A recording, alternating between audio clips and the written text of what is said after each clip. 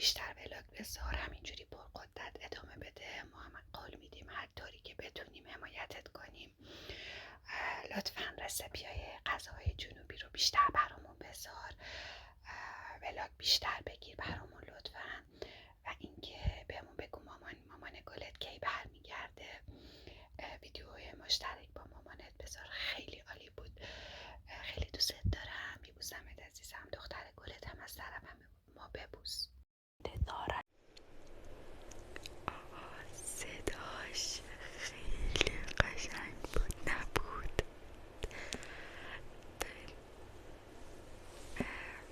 اول از همه که آیده قشنگم حتما ولاگو بیشتر میذارم. و مامانم هم که اومده قبل از این ویدیو با مامانم گذاشتم براتون. توی گذاشتن این ویدیو من خیلی دیر کردم و آقا چقدر انرژی مثبت و خوبی داشت. خدا من قربونتون بشم. خیلی ناناسین، خیلی ناناسین. و خلاصه این که خیلی قشنگ بود. از نظر من عالی بود صدات. حالا بریم وایس بعدی رو گوش کنیم با هم دیگه. و این وایس ها واقعا قابلیت اینو دارن که یعنی این شخص ها، بچه هایی که فرستادن این عشقای دل مهدیه، همشون قابلیت اینو دارن که یه کانال ASMR بزنن برای خودشون و انقدر که اینا انرژی مثبتن با حال خوب. پس گوش میکنیم. زندگی آنطور که میخواهیم پیش نمیرود. گاهی تلاش میکنیم اما نتیجه ای که انتظارش را داریم نمیبینیم. گاهی شکست میخوریم و با خودمان میگوییم شاید من نمیتوانم. اما یک لحظه صبر کن. تو برای شکست خوردن ساخته نشده ای. تو برای تسلیم شدن ساخته نشده ای. شاید امروز خسته باشی، شاید مسیرت سخت باشد، اما هنوز یک چیز در اختیار توست: انتخاب اینکه ادامه بدهی. لازم نیست امروز همه زندگیت را تغییر بدهی، فقط یک قدم بردار. یک کار کوچک انجام بده. یک تصمیم درست بگیر. همین قدم های کوچک هستند که بعداً تبدیل به یک مسیر بزرگ می شوند. یادت باشد هیچ کس از اول قوی نبوده. آدم های قوی همانهایی هستند که بارها زمین خوردند اما هر بار بلند شدند. شکست پایان راه نیست. گاهی فقط دارد به تو یاد می دهد چطور بهتر ادامه بدهی.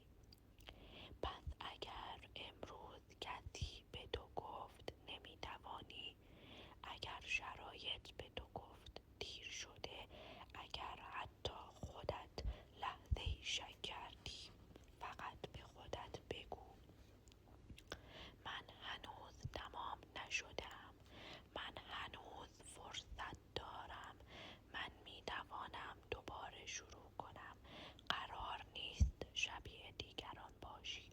قرار نیست مسیر تو مثل مسیر بقیه باشد. فقط کافیست هر روز کمی بهتر از دیروزت باشی. پس بلند شو، نفسی عمیق بکش، هدفت را به یاد بیاور و دوباره حرکت کن. شاید امروز یک قدم برداری، اما همین یک قدم می تواند شروع اتفاقی باشد که فردای تو را کاملا تغییر می دهد.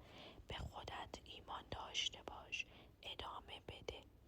هنوز به نوشته نشده است. واقعا قشنگ بود و اینکه یه جمله هایی رو گفت واقعا قشنگ بود، خیلی زیبا گفت که آدم یعنی باید به مسیرش ادامه بده، هیچ وقت پایان داستان بد تموم نمیشه، هیچ وقت همیشه پایان داستان خوبه. و همونطور که دیالوگ یکی از ویدیویی که دیده بودیم فکر میکنم اگر چیزی خوب نیست بدون که پایانش نیست، مال اون بازیگره بود توی پایتخت، اسمشو من نمیدونم چیه، بهداشت، توی پایتخت بهداشت بود ولی من اسمشو نمیدونم چیه، اسم بازیگره رو اصلا بلد نیستم، فقط به چیز میشناسمشون، توی یه فیلمی مثلا دیده باشم میشناسمش. خب بعد واقعا قشنگ گفت. الان این چیزی هم که ایشون تعریف کردن خیلی زیبا بود، خیلی قشنگ بود و کلی انگیزه و انرژی مثبت بود. من که لذت بردم، واقعا لذت بردم و حس خیلی خوبی بود. مرسی ازت عزیز دلم. بچه این وسط شما وایس هم فرستادین که من گفته بودم که یعنی وایس نمیشه گذاشت، اما من از همینجا چیز میگیرم، اسکرین رکورد میگیرم و میذارم. دمتون گرم بازم که همراه هم بودین، عشقای منین و بریم که داشته باشیم. سلام به خوشگلای چنل مهدی جون. میخوام یه داستانی رو براتون تعریف کنم که امیدوارم دوستش داشته باشیم. سالها پیش بزرگترین پهلوان ایران برای پیدا کردن اسب محبوبش راهی سرزمین سمنگان شد. اسبش گم شده بود و پهلوان پس از ساعتها جستجو و خسته ناراحت به شهر رسید. پادشاه سمنگان وقتی فهمید مهمانش پهلوان است با احترام از او استقبال کرد و گفت پهلوان بزرگ ایران، امشب مهمان من باش، فردا با هم به دنبال اسبت میگردیم. پهلوان وارد قصر شد و شب را در آنجا ماند. نیمه‌های شب وقتی همه جا آرام شده بود، صدای باز شدن آرام در اتاقش را شنید. دختری وارد شد. پهلوان پرسید تو کیستی؟ دختر گفت من دختر شاه سمنگانم. پهلوان به او نگاه کرد. دختر ادامه داد از کودکی داستانهای تو را شنیدم، درباره دلاوری‌هایت، جنگ‌هایت و شجاعتت زیاد شنیدم. همیشه آرزو داشتم تو را از نزدیک ببینم. پهلوان گفت اما چرا این وقت شب به دیدن من آمدی؟ دختر بدون ترس و با پررویی پاسخ داد چون نمیخواهم برای چیزی که میخواهم سالا منتظر بمانم. پهلوان لبخند زد. دختر گفت اگر تو هم مرا بپذیری میخواهم همسر تو باشم. پهلوان از صراحت و شجاعت او شگفت زده شد.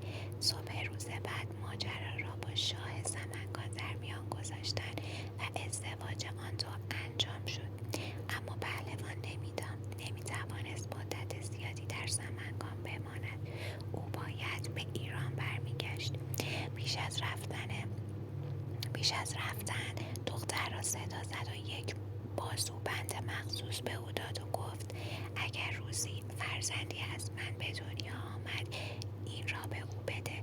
اگر پسر بود بگو پدرش کیست. دختر آن را گرفت و قول داد که از آن مراقبت کند. پهلوان رفت. ماه‌ها گذشت. دختر پسری به دنیا آورد، پسری قوی و درشت اندام که با همه فرق داشت. پسر وقتی بزرگتر شد درباره پدرش سوال می‌کرد. زن ابتدا سعی می‌کرد چیزی نگوید اما بالاخره حقیقت را به او گفت. پدرت رستم است. سهراب با شنیدن این حرف به فکر فرو رفت. او آرزو داشت روزی پدرش را پیدا کند، اما در همان زمان میان ایران و توران جنگی شکل گرفت. سهراب که جوانی بسیار نیرومند شده بود به سپاه توران پیوست. هدفش فقط جنگیدن نبود، میخواست آن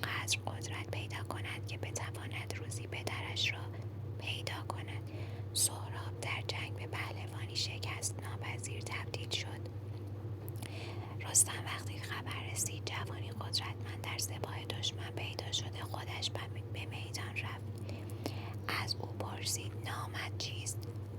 رستم پاسخ روشنی نداد. سهراب گفت من دنبال پدرم میگردم، نام او رستم است. رستم سکوت کرد. نبرد آغاز شد. دو پهلوان ساعتها جنگیدند. سهراب جوانتر بود و نیروی زیادی داشت، اما رستم با تجربه بود. سرانجام رستم توانست سهراب را شکست دهد. در آخرین لحظه گفت اگر رستم بفهمد چه اتفاقی برای من افتاده، حتما انتقام من را خواهد گرفت. رستم با شنیدن این حرف پرسید چرا رستم باید انتقام تو را بگیرد؟ سهراب گفت چون من پسر رستم هستم. سهراب رستم خشکش زد. بازوبند او را دید و با صدایی لرزان گفت تو سهرابی؟ سهراب به او نگاه کرد. تو رستمی؟ و سکوتی فرا گرفت. سهراب پیش از مرگش گفت اگر مادرم بفهمد. و تمام شد. عمر آن به پایان رسید. این بود از داستان رستم و سهراب و همسرش تهمینه. بچه‌ها امیدوارم دوستش داشته باشید. خیلی قشنگ بود. با اینکه داستانشو میدونستم و شنیده بودم و اینا، حتی خونده بودم، خیلی احساساتی شدم. خیلی قشنگ بود و چه خوب که همچین داستانی رو انتخاب کردی برای بازگو کردن. اصلا واقعا قلبم پینگلی شد و اصلا زبانم قادره برای صحبت کردن. قادر نیست، قادره، قاصره. ای بابا کلماتو هم بلد نیستم. ولی خیلی واقعا داستان قشنگی بود. داستان که گفتی از احساساتی شدم و واقعا قلبم یه طوری شد و خیلی زیبا بود. خیلی زیبا بود. خیلی زیبا بود. خیلی قشنگ بود. اولش نفهمیدم. ببخشید، اولش نفهمیدم ولی خیلی قشنگ بود. لذت بردم و چه خوب شد که وایس ها رو اینجا گذاشتم که ببینم و اینا. خیلی قشنگ بود. مرسی ازت از داستانی که برامون تعریف کردی. خب بریم برای یه ویدیوی بعدی. سلام دوستان، حالتون چطوره؟ امیدوارم که خوب باشین. من میخواستم به عنوان کسی که توی زندگیش تجربیات خاصی رو داشته بهتون یه سری مسائل رو بگم که حتما توی زندگیتون به دردتون میخوره. اولین نکته از نظر من اینه که هیچ وقت توی زندگیتون دست به اندازه آدم ها نزنید. وقتی یه آدم انسان با شعوری نیست، سعی نکنید اون رو تربیت بکنید. وقتی که انسان مهربانی نیست، سعی نکنید که با مهربانیتون به اون یاد بدین که باید مهر بورزه. دومین درس اینه که اگر دید کسی به راحتی به بقیه بدی میکنه، در حقشون توهین میکنه، طعنه میزنه، تیکه میندازه، یک نکته رو بدونید که اون شخص آمادگی این رو داره که با شما هم دقیقاً همین رفتار رو بکنه و به هیچ عنوان هم احساس پشیمونی و ناراحتی نداشته باشه. و سومین درس اینه که اگر دیدید زمانی کسی شروع میکنه به توهین کردن یا طعنه انداختن به شما، خیلی بهتره که شما در جا و بدون اینکه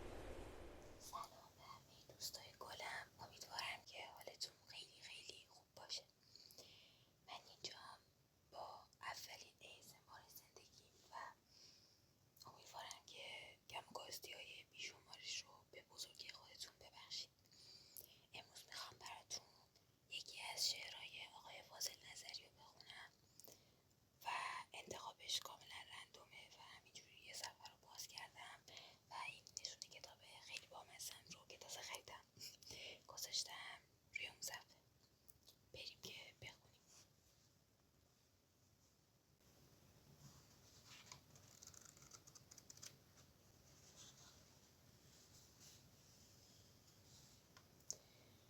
هرچه آینه به توصیف تو جانگند نشد، آه تصویر تو هرگز به تو مانند نشد.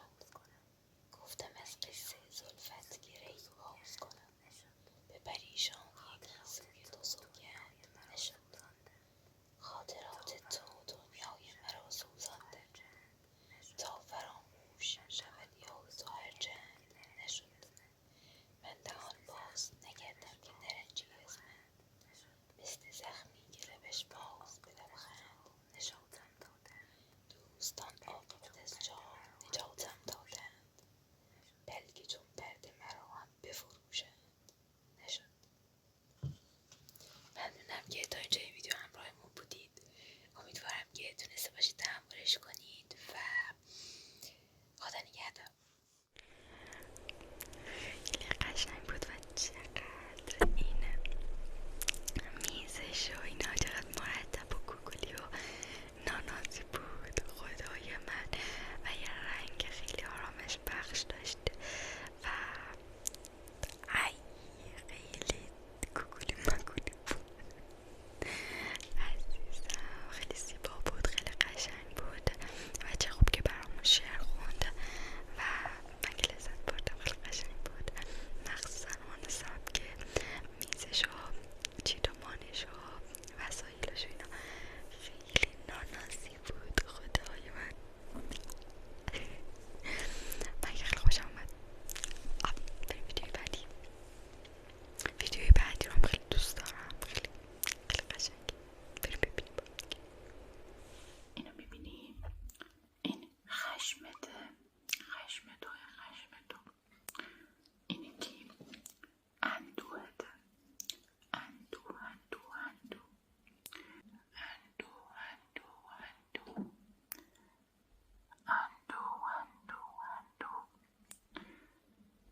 این میتونه فکر و خیالات باشه، اینی که میتونه نگرانیات باشه، این بنفشه. آره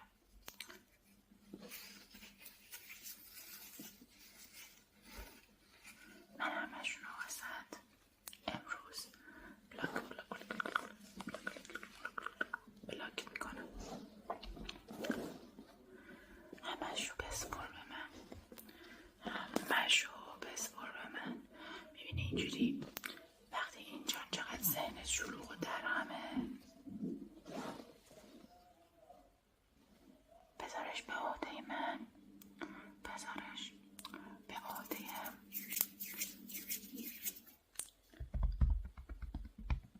من.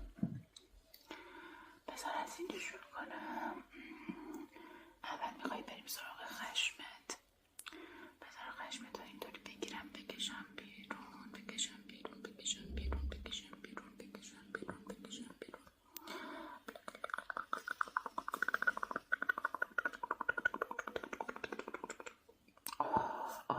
ببین چقدر زیادم بود، ببین چقدر زیاده. بذار واسد ببرمش ازش خلاص بشی. یه ذره بد قلقه،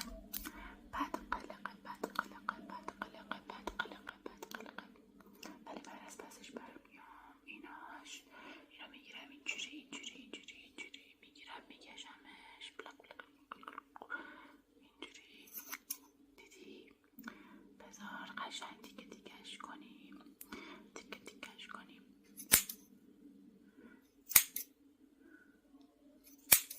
دیدی؟ دیگه از شرش خلاص شدیم. ولی خب میدونی که هنوزم داری.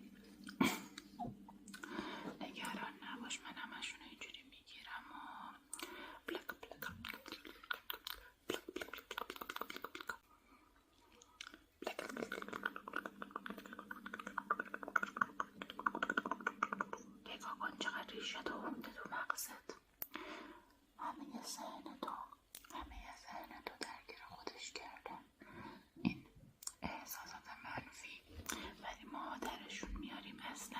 نترسی ها، اصلا نگران نباشی.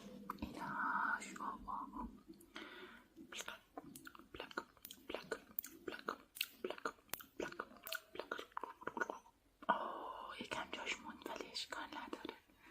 مهم اینه که از شر یکی دیگه از این احساسات در هم برهم خلاص شدیم. خلاص شدیم. خلاص شدیم. خلاص خلاص خلاص خلاص خلاص خلاص خلاص خلاص خلاص خلاص.